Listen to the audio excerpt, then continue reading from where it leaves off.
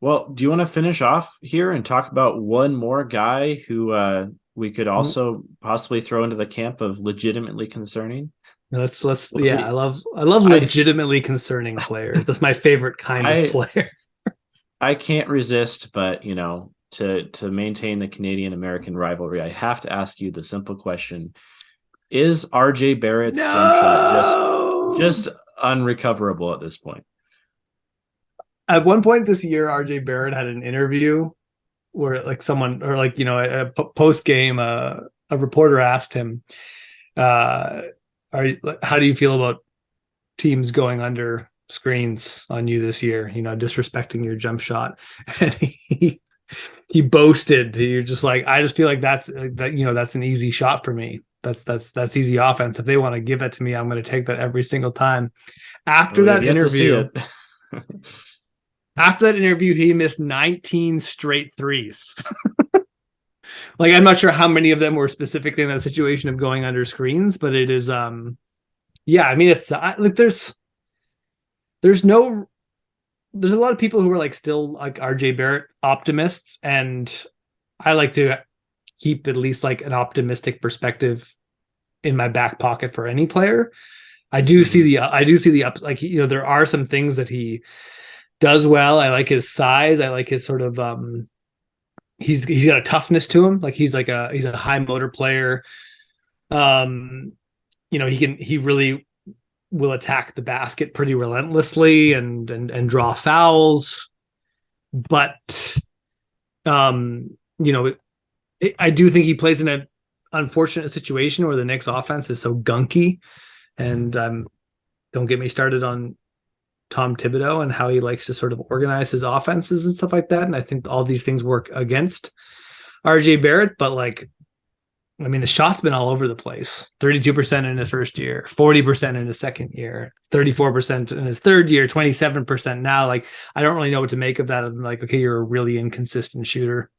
Mhm. Um, and you kind of need that shooting because you're not special. Um, you're not great from floater range. You're not an elite finisher. Like you're a capable finisher, but you're not a star there. Yeah, I don't know. He reminds me a little bit of like Evan Turner, Hmm. like another Yeah. high draft pick with like an interesting athletic profile that just sort of like this doesn't really feel like an NBA star. This feels like a guy that in the right situation can bounce back and become a playmaking two-way difference maker. But if people in New York are still being like RJ Barrett, our 20-point per game scoring, borderline all star, like I think we're all kidding ourselves. What evidence is there that RJ Barrett is helpful in a high volume scoring role? Seems like pretty insane at this point that he's still. I mean, I like it. Like New York, kind of like New York has options now. Like they're not like it's not like he's doing this because no one else can handle the ball or shoot.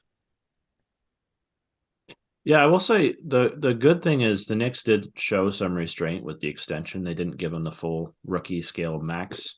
Yeah, Um, he's signed to four years, 100. And for comparison's sake, like Jordan Poole got 4 years, 120. So I mean, I think that makes his contract a little bit more tradable. I don't see the Knicks moving on from RJ this season. That would just be kind of crazy. Possibly not even the first year of his rookie extension. But unless things with his jumper really turn around, I would love this is a player I'd love to see on another team.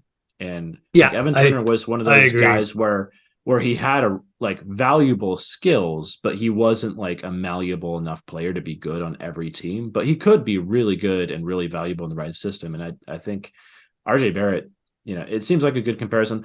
I could see that with him. I mean, the comparison for me has always been Andrew Wiggins, and not because of No, the Canadian small forward connection, but I mean, there are some things that line up, right? he was supposed to be like the antidote to Andrew Wiggins. That's why this hurts. You have a big ball handling guard who is really inefficient from everywhere on the floor, he has the body and physical tools to be a good defender, but is really inconsistent on that end, and is just kind of like seriously miscast in his current role. So, I mean, Yeah. I hope for a similar career arc where he goes to a good team where he can be the third or fourth guy and just really focus on the things that he does well. I mean, similar to Andrew Wiggins, when RJ Barrett like gets the ball on the wing and gets like the ability to kind of just um, run into and kind of bully and push a smaller defender into the paint, like he can get those like he can get to the basket. He's actually really good at getting to the basket. It's more just a question of finishing when he gets there. Yeah, I mean, Wiggins was on another level in terms of a physical prospect than RJ was. Like, Wiggins he's taller, he's longer, he's an even more special athlete. So when I say that RJ was supposed to be the antidote, like we thought up here in Canada, like watching him play in high school and playing for Team Canada and stuff like that, we thought that RJ was like not as special as Wiggins cerebrally, but sorry, not as special as Wiggins athletically, but was going to be this like cerebral, crafty player who would not fail in the way that Wiggins failed, because maybe he's not as special athletically, but he's going to be smarter. He's going to be way more competitive. He had this crazy motor that Wiggins so pathetically lacked. So that was why he was, like that's why Wiggins, why RJ was supposed to make us forget about Andrew Wiggins. So it's funny that he has struggled in kind of similar ways. I think the comparison that's interesting in a more optimistic way for RJ Barrett, especially there's still at least a little bit of a Canadian connection here, but more in lines with sort of his physical profile is DeMar DeRozan. And also in terms of situation, DeMar DeRozan was so bad, and Toronto was just also so bad. So they just let DeMar continue to be DeMar with basically no consequences until he eventually kind of started becoming a bit of a star. Like at least put up the numbers of a star, or however you want. Like, when you look at DeMar DeRozan's early career, like it took him a while before he was generating efficient offense. And RJ Barrett is always going to be a better defender than DeMar is. RJ Barrett is already, despite him being a horrible shooter, he's a better shooter than DeMar DeRozan is. So I think if there's like hope for him, it's finding this, like, as a star at least, it's like more like where he becomes this sort of like throwback, crafty in between guy who he doesn't have that part of his game. But DeMar didn't really at first either. DeMar was just this sort of like raw athlete given a lot of room to grow. And I do think the Knicks are essentially giving him all the space he wants to grow. They're giving him shots. They're putting the ball in his hands. It's a terrible idea. It was always a terrible idea for Toronto to do that to DeMar DeRozan, but it did make him an all-star eventually. So I think if that's RJ Barrett's path, like I think it's a comparison that deserves a little bit of scrutiny. Even though, I mean, I understand he's like a different kind of player, but he's around that size, right? Like we're talking like 6'7" guys without like amazing length. Really strong athletes, but not like Andrew Wiggins or LeBron level athletes, like kind of in that next tier down. Yeah, I mean, if you replace literally all of DeMar DeRozan's mid-range jump shots with 3-pointers, then maybe you get to the RJ Barrett comparison. The one thing I will say with RJ is he doesn't shoot mid-range jumpers like at all. Like he's completely cut them out of his shot diet. He takes 1/3 of his shots from three, 2/3 of his shots at the rim.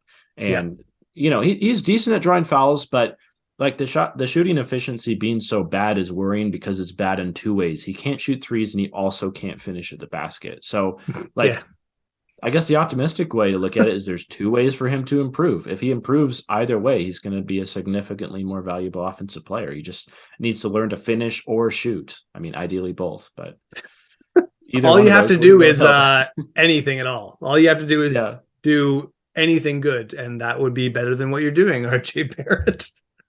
True. Yeah. I mean, there's likable things about him. Like he's a competitive, strong player who has some NBA level skill, but thus far in his NBA career, he has not turned that into something super useful for an NBA team. And it's kind of like, I don't know. New York is a funny team. He's leading them in shot attempts, despite being far less efficient than Julius Randle. I'm going to pause after saying that, and Well, it's hard to do, but Jalen Brunson. At least he's it's kind of reunited with Cam Reddish. At least there's a nice Duke teammate reunion story. That's what the only thing positive for RJ Barrett right now. Cam Reddish is going to start stealing his minutes. Yeah, I mean, arguably deservedly so. Cam Reddish has actually looked pretty good this year. Yeah, yeah, which is nice to see because he looked like he was kind of maybe out of the NBA for a minute. Yeah, I mean, and the one bright side with Tom Thibodeau is, you know, for as long as he continues to refuse to play Quentin Grimes, at least he's given Cam Reddish some run. I don't know if that's a positive thing overall. If you'd asked a lot of Knicks fans, like, would you rather, like, who would you rather drop out of the rotation? I don't think a lot of them would have said Quentin Grimes.